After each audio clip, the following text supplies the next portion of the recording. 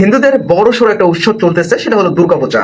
বছরে এক বছর পর এই দুর্গাপূজাটা বারবার ঘুরে আসে, কিন্তু এই দুর্গাপূজাকে কেন্দ্র করে তারা যে রাজনীতি করতে পারে এটা তারা এই পূজাতে অন্তত দেখিয়ে দিয়েছে, বিশেষ করে কলকাতার মানুষগুলা। হ্যাঁ, আমি কথা বলতেছি কলকাতার সেই মানুষগুলাকে নিয়ে, যাদেরকে কিনা ডক্টর মোহাম্মদ ইউনূস এই দুর্গাপূজা উপলক্ষে অনেক পরিমাণে ইলিশ তাদের ওখানে রপ্তানি করেছেন। আপনাদের বলে রাখি, এই ইলিশ জনগণের একটা ক্ষোভ ছিল যে কোনোভাবে যেন ভারতে না যেতে পারে, কিন্তু যাই হোক, একটা সম্প্রীতি দেখানোর জন্যই হলেও তিনি কিন্তু ডক্টর মোহাম্মদ ইউনূস এই ইলিশটা সেখানে পাঠিয়েছেন। আর তার প্রতিদান হিসেবে তারা কি দিলেন, আমরা দেখতে পাচ্ছি ডক্টর মোহাম্মদ ইউনূসের একটি ছবি আঁকিয়ে বা মূর্তি বানিয়ে অসুর হিসেবে উপস্থাপন করেছেন। আর আমরা সকলেই জানি হিন্দুরা এই অসুরকে কেমন চোখে দেখে। তো বুঝতেই পারতেছেন আসলে তারা এই জিনিসটাকেও, তাদের এই পূজা অনুষ্ঠানটাকেও একদম রাজনৈতিক পর্যায়ে নিয়ে চলে গেছেন।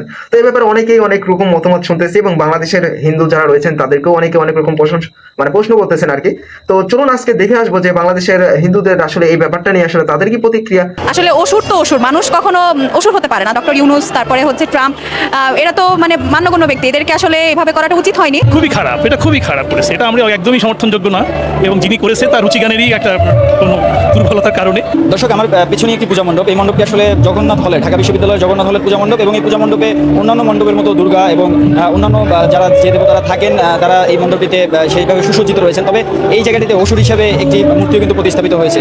ভারতের একটি ঘটনা আপনাদেরকে স্মরণ করিয়ে দিতে চাই। সেখানে অসুর হিসাবে ডক্টর মোহাম্মদ ইউনূস এবং ডোনাল্ড ট্রাম্পকে তারা অসুর হিসেবে উপস্থাপন করেছিলেন, এবং এই ঘটনাটি আসলে বাংলাদেশের যারা সনাতনী ভাই বোন রয়েছেন তারা আসলে কিভাবে দেখছেন এই ব্যাপারটি একটু জানার চেষ্টা করুন। ব্যাপারটা আসলে ভালো হয়নি, কারণ আসলে অসুর তো অসুর, মানুষ কখনো অসুর হতে পারে না। তো এখন তাদেরকে যেহেতু অসুরের রূপ নিছে, এটা আসলে ভালো করেনি ব্যাপারটা। তাদেরকে মানে ডক্টর ইউনূস, তারপরে হচ্ছে ট্রাম্প, এরা তো মানে মান্যগণ্য ব্যক্তি, এদেরকে আসলে এভাবে করাটা উচিত হয়নি। এটা আসলে যার যার ব্যাপার, কিন্তু আমরা মনে করি যে এটা আসলে ঠিক না।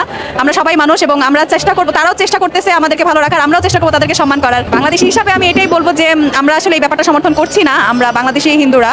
তো আশা করবো যে ওনারা বুঝবেন যে ব্যাপারটা আসলে ঠিক হয়নি। আমার কাছে মনে হয় যে সবার তো আসলে মেন্টালিটি সেম হবে না, বা সেম যে হবে এটা আশা করাও আমাদের উচিত না।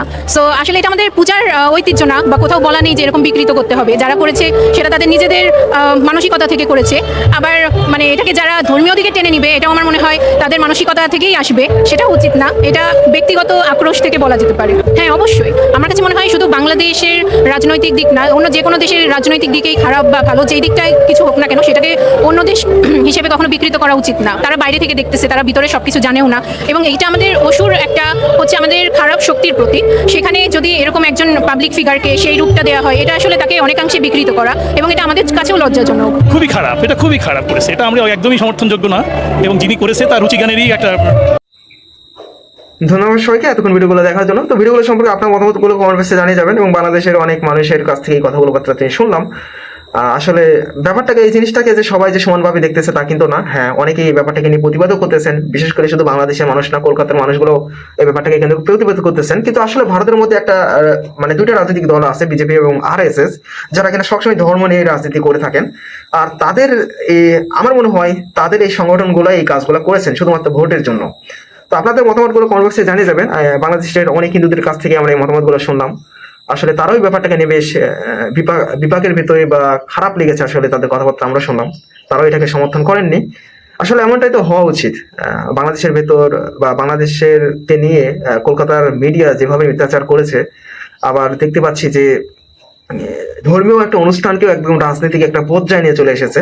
এটা বেশ সত্যি খুব লজ্জাজনক। যদি তাদের কাছে এটা লজ্জার মনে না হয়, এটা তাদের জন্য খুব দুঃখজনক। আপনাদের মতামতটা কমেন্ট বক্সে জানিয়ে যাবেন, এবং ভালো লাগলে ভিডিও থেকে লাইক করবেন, চ্যানেল নতুন হয়ে থাকলে সাবস্ক্রাইব করবেন। ধন্যবাদ সবাইকে।